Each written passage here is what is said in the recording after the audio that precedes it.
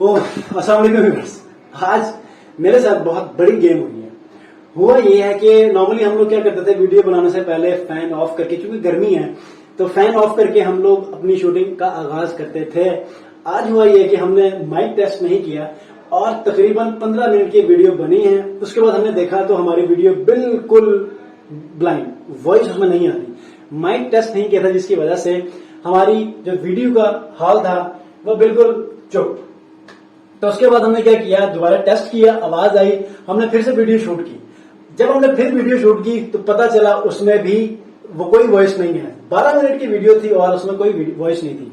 तो अब गर्मी में हमारी बुरी हालत हो चुकी। मैंने तो सोचा था कि आज वीडियो नहीं आने वाली है, लेकिन क्योंकि फिर से वीडियो तो भेजनी थी, आप लोगों से शेयर करनी थी, तो मैंने थर्ड अटेम्प्ट की और बिल आखिर पसीने से मैं बिल्कुल शराबोर हो चुका हूं और अब वीडियो बन चुकी है और आवाज भी आ चुकी है। So be ready for the video. Thank you very much.